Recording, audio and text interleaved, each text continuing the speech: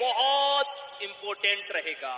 जी हाँ, हजारों लाखों की संख्या में आर्मी भर्ती 2025 में नौजवानों ने फॉर्म है वो अप्लाई किया है। क्या सभी का सिलेक्शन होगा? आप कहोगे सर नहीं।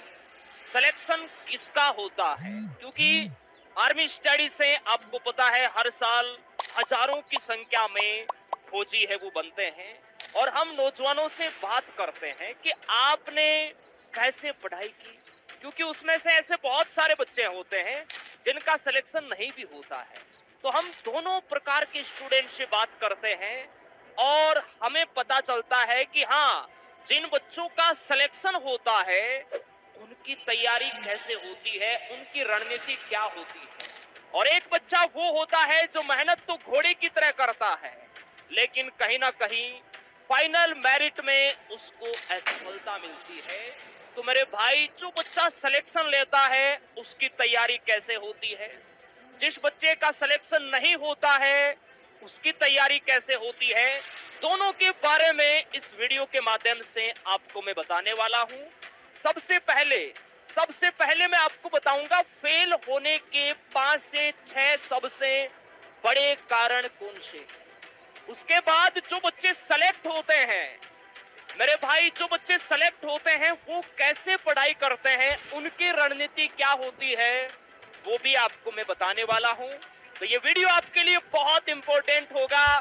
जो नया है वो चैनल को लाइक शेयर सब्सक्राइब दबा के करें। चलिए भाई, शुरू करते हैं।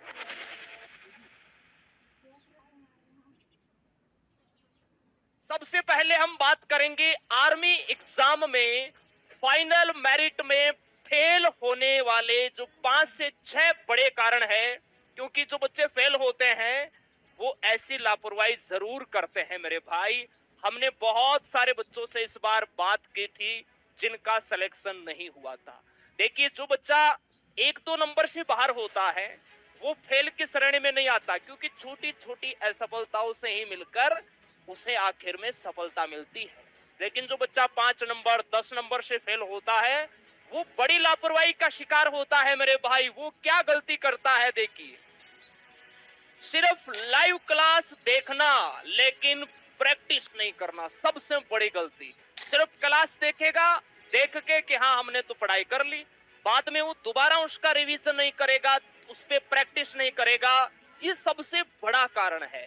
दूसरा कारण, कभी भी फुल मॉक टेस्ट नहीं लगाना। फुल मॉक टेस्ट कभी नहीं लगाना। जैसे हम YouTube पे 750 पे आपको टेस्ट करवाते हैं, बहुत सारे बच्चे हैं जीके साइंस लगवाएंगे, मैथ रीजनिंग को छोड़ के, मैदान को छोड़ के भाग जाएंगे। वो सबसे बड़ा कारण है, क्योंकि वहां से आप अपना मूल्यांकन कभी नहीं कर पाओगे मेरे भाई कि हमारी स्थिति क्या है। जीके साइंस करके ऐसा लगेगा हाँ तेरे भाई की तैयारी तो खतरनाक है, पेपर को रप्पा रप्पा काट देगा और कॉन्फिडेंस में रहेगा, जिसके चलते उसे फाइनल मेरिट में बाहर होना ही पड़ेगा। तीसरा कारण, फालतू का कंटेंट ज्यादा पढ़ना मेरे भाई। अगर किसी लाइब्रेरी में पढ़ रहा, दोस्त के नोट्स मिल गए, हाँ भाई, जो पढ़ रहा उसे छोड़ेगा, दोस्त वाले नोट्स है उसे फटाफट पढ़ने लग जाएगा। या फिर किसी का भी यूट्यूब पे वीडियो आ गया, अब कोर्स तो मान लीजिए हमारा लिया है, किसी का भी यूट्यूब पे वीडियो आया, वहां लग गए भाई साहब कि हाँ चलो यहां से पढ़ते हैं।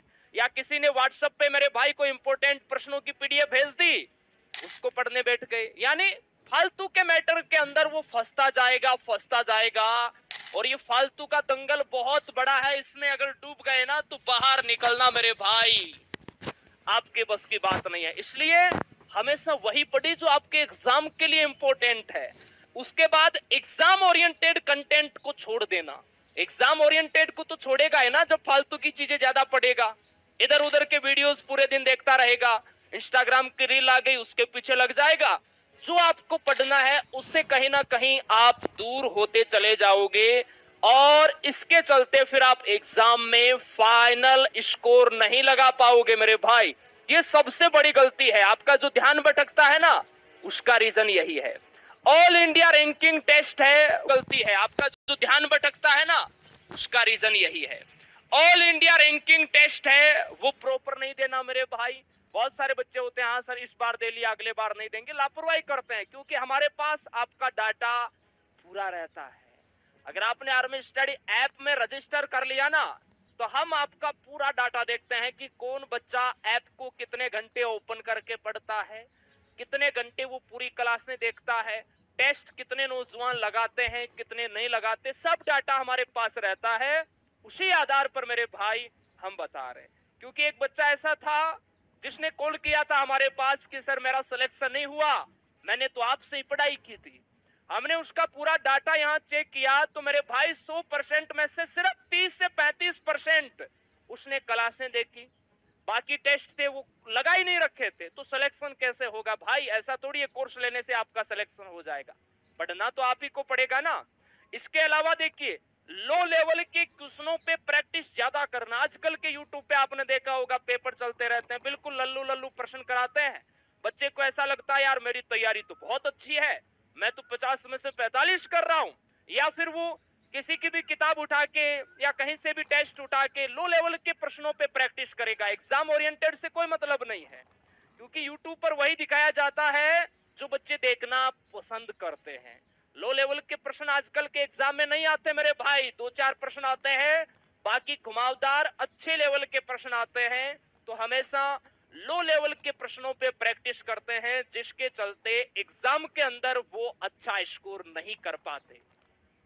तो ये 5 से 6 सबसे बड़े कारण है जो बच्चा मेरे भाई फेल होता है। ऐसी घटनाएं उसके साथ उसके जीवन में घटित होती है, जिसके चलते वो फाइनल सिलेक्शन नहीं ले पाता है। अब देखिए, जो बच्चा मेरे भाई फाइनल सिलेक्शन लेता है वो कैसे पढ़ाई करता है। जो बच्चा फाइनल सिलेक्शन लेता है वो कैसे पढ़ाई करता है। सबसे पहले मेरे भाई खुद को विश्वास दिलाओ कि मैं कर सकता हूं। आपके अंदर वो कॉन्फिडेंस, वो आग, वो